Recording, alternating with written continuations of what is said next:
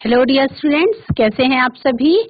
आशा करती हूँ सब ठीक होंगे, स्वस्थ होंगे। आईसीटी वर्चुअल क्लासरूम देहरादून में आप सभी का स्वागत करती हूँ। मेरा नाम समता है और बच्चों हम कोशिका जो चैप्टर है उसका एक्सरसाइज कर रहे हैं। तो उस एक्सरसाइज को अच्छे से सारे प्रश्न उत्तर को करेंगे ताकि उसको आप अच्छी तरह से एग्जाम में लिख सकें। Let's go to the smart board. बच्चों, क्वेश्चन हम कल कर रहे थे तो उससे आगे ही हम आज कंटिन्यू कर लेंगे। प्रश्न था कि पादप कोशिका और जंतु कोशिका में उसकी संरचना के बारे में बताएं। तो कल आपने ये डायग्राम बनाना सीखा था कल आपने कि किस तरह से एक पादप कोशिका की संरचना होती है। तो ये डायग्राम बनाना आपने सीखा था। एक बार फिर से इसको देखेंगे, कॉपी में अपने बनाएंगे। एक प्लांट सेल और एक एनिमल सेल कैसा दिखाई पड़ता है, यह है प्लांट सेल की संरचना। प्लांट सेल के बारे में कुछ पॉइंट्स लिखेंगे। इसमें कोशिका भित्ति उपस्थित होती है, इसमें हरित लवक पाया जाता है और केंद्रक झिल्ली अनुपस्थित होती है। सेकेंड हम देखेंगे बच्चों जंतु कोशिका के बारे में। जंतु कोशिका में इस तरह से डायग्राम बनाएंगे, बीच में ऐसे केंद्रक बनाएंगे, केंद्रक से जुड़े हुए अंतर्द्रव्य जालिकाओं का चित्र बनाएंगे, कुछ चिकनी छोड़ देंगे और कुछ राइबोसोम्स उस पर गोला गोला सा लगा देंगे, कुछ माइटोकॉन्ड्रिया बना देंगे उसमें, फिर कुछ डॉट डॉट बना करके कोशिका द्रव्य लिख देंगे, कुछ इस तरह से प्लाज्मा झिल्ली बनाएंगे, ऐसे गोल्जी ऑपरेटर्स बनाएंगे, केंद्रक के ऊपर एक झिल्ली बनाएंगे और फिर लिखेंगे जंतु कोशिका के बारे में। क्या लिखेंगे? जंतु कोशिका में क्या होता है, इसमें कोशिका भित्ति उपस्थित रहती है। इसमें कोशिका भित्ति जो होती है वो उपस्थित होती है। नोट करेंगे बच्चों, इसमें कोशिका भित्ति उपस्थित रहती है।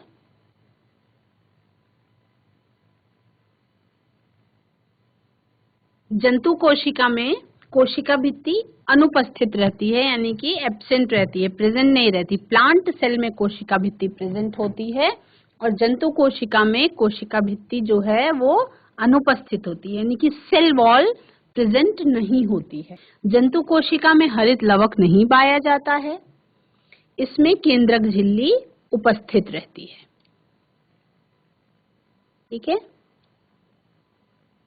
नेक्स्ट क्वेश्चन है बच्चों कि यूकैरियोट्स और प्रोकैरियोट्स में अंतर लिखिए।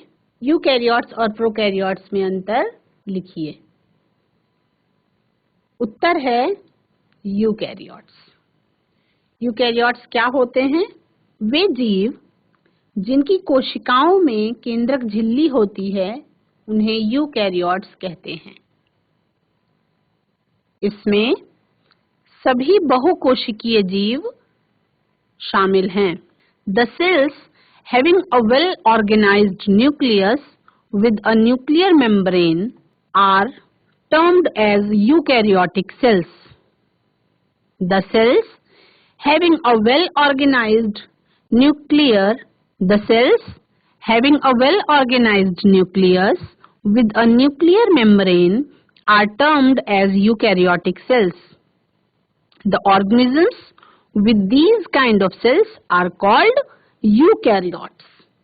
और इनमें एग्जाम्पल्स भी इसका लिख लेंगे, onion cells and cheek sales.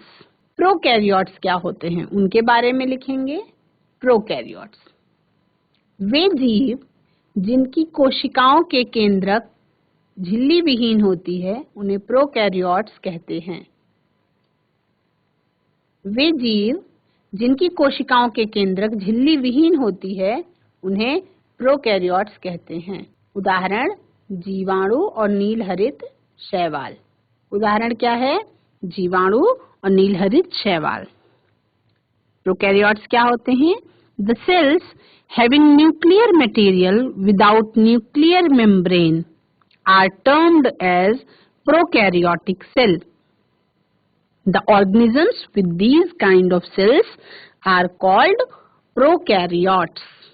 Question number 7 है, कोशिका में क्रोमोसोम अथवा गुणसूत्र कहाँ पाए जाते हैं और उनका कार्य बताइए। उत्तर लिखेंगे। कोशिका में क्रोमोसोम अथवा गुणसूत्र कोशिका के केंद्रक में पाए जाते हैं।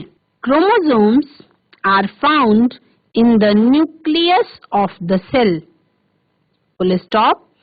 These carry genes and help in inheritance or transfer of characters from the parents to the offspring. Inheritance की स्पेलिंग जिसको नहीं आ रही है, जो बच्चे इंग्लिश में लिख रहे हो वो लिख सकते हैं स्पेलिंग इनहेरिटेंस की INHERITANCE।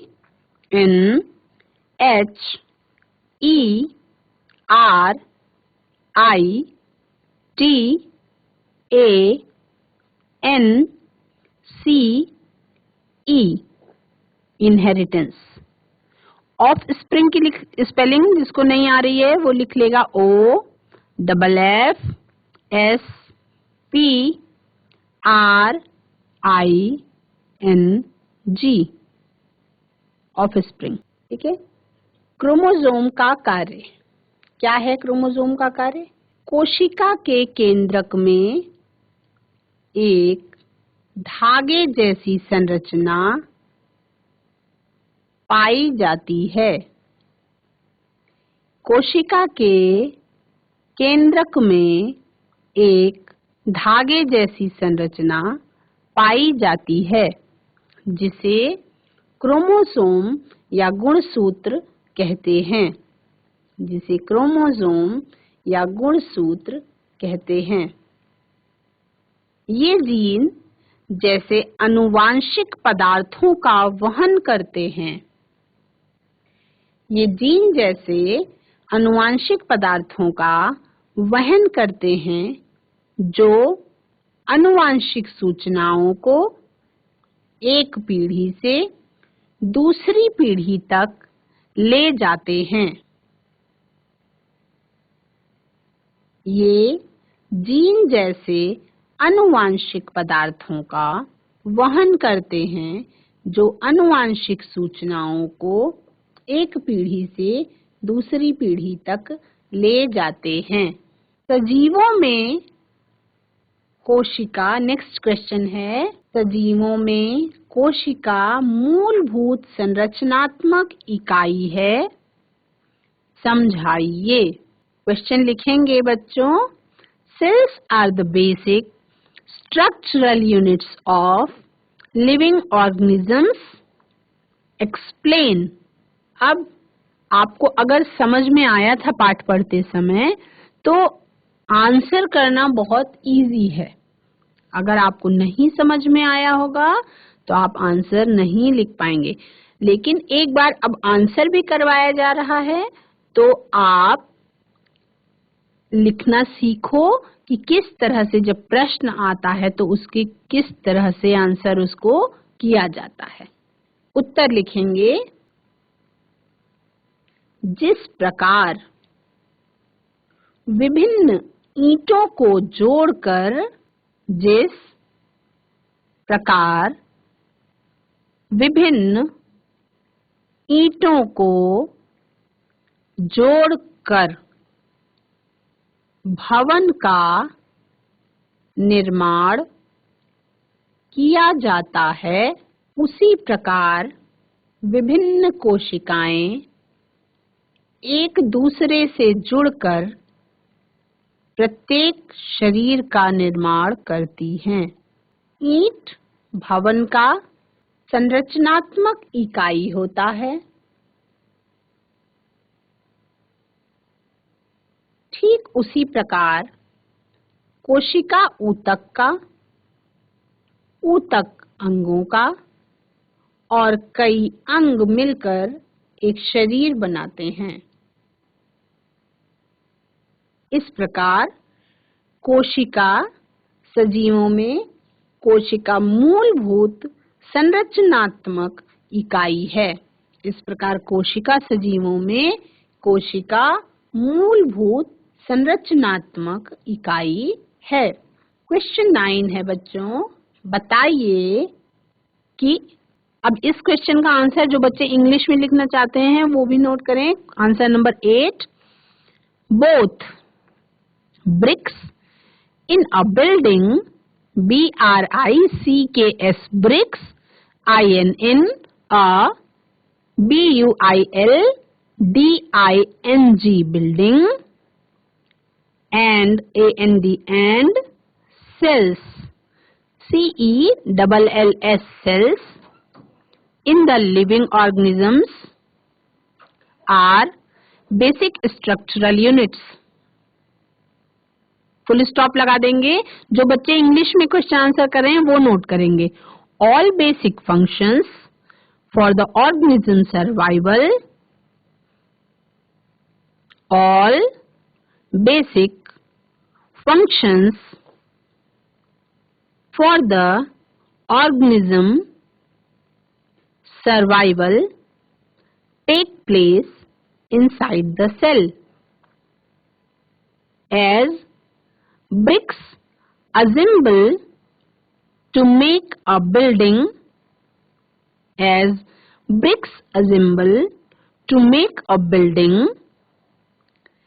cells assemble to make the body of every organism. Full stop लगा देंगे फिर से. A group of cells from a tissue which performs a specific function.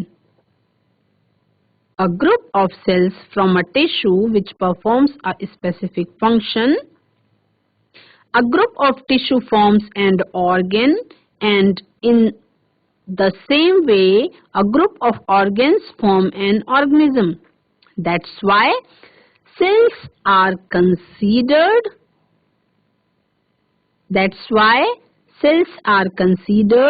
as the basic structural unit of living organism.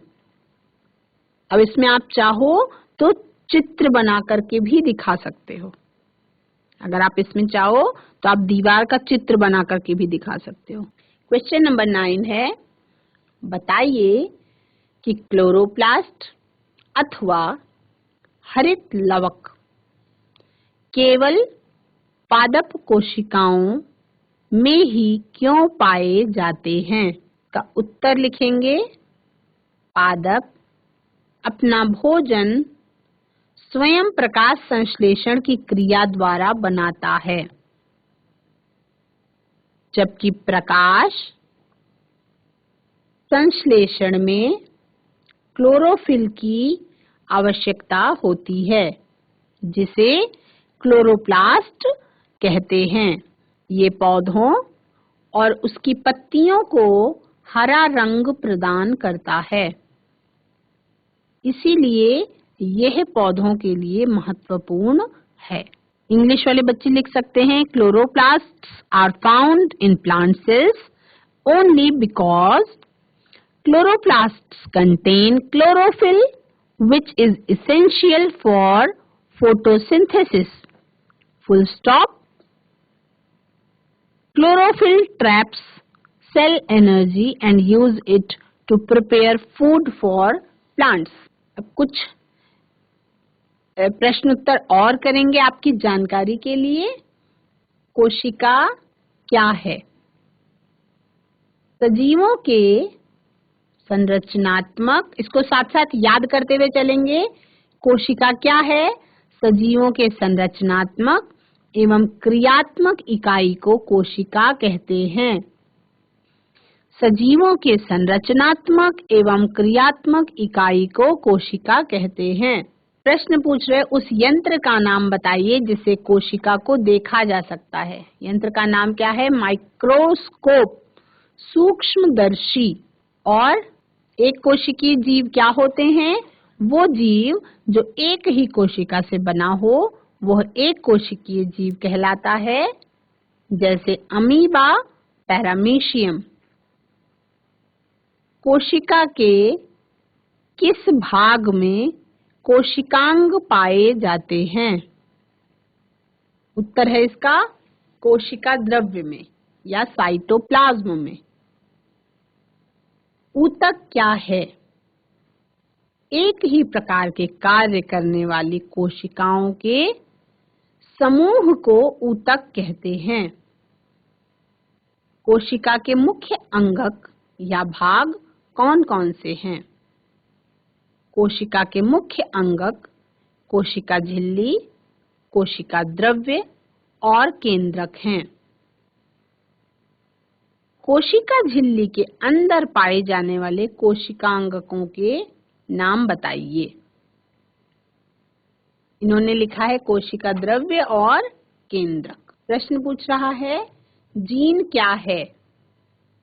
Gene chromosomes या गुणसूत्र के द्वारा वहन किया जाता है। ये आनुवांशिक गुणों को माता पिता से संतति में स्थानांतरण को नियंत्रित करता है। उसके बाद और क्या क्वेश्चन? क्रोमोसोम या गुणसूत्र को कब देखा जा सकता है? क्रोमोसोम या गुणसूत्र केवल कोशिका विभाजन के समय ही देखा जा सकता है। ठीक है, प्रश्न लिखेंगे कोशिका के किस भाग को कोशिका का जीवित पदार्थ कहा जाता है? प्रोटोप्लाज्म को या जीव द्रव्य को कोशिका का जीवित पदार्थ कहा जाता है। पादप कोशिका और जंतु कोशिका में 3 अंतर लिखेंगे। पादप कोशिका का चित्र बनाना आपने सीखा था। जंतु कोशिका का चित्र बनाना आप अपनी किताब से भी सीख सकते हैं और जो यहाँ पे दिखाया गया उससे भी बनाने की प्रैक्टिस कर सकते हैं। पादप कोशिका की स्पेसिफिकेशन क्या है? इसमें कोशिका भित्ति उपस्थित रहती है और जंतु कोशिका में इसमें कोशिका भित्ति अनुपस्थित रहती है। पादप कोशिका में इसमें हरित लवक पाया जाता है। जंतु कोशिका में इसमें हरित लवक नहीं पाया जाता है। केंद्रक झिल्ली अनुपस्थित रहती है और इसमें क्या है? केंद्रक झिल्ली उपस्थित रहती है। जंतु कोशिका में केंद्रक झिल्ली उपस्थित रहती है। प्रश्न कोशिका के मुख्य अंगक या भाग कौन-कौन से हैं? उत्तर लिखेंगे कोशिका के मुख्य अंगक कोशिका झिल्ली, कोशिका द्रव्य और केंद्रक हैं। कोशिका के मुख्य अंगक कोशिका झिल्ली, कोशिका द्रव्य और केंद्रक हैं।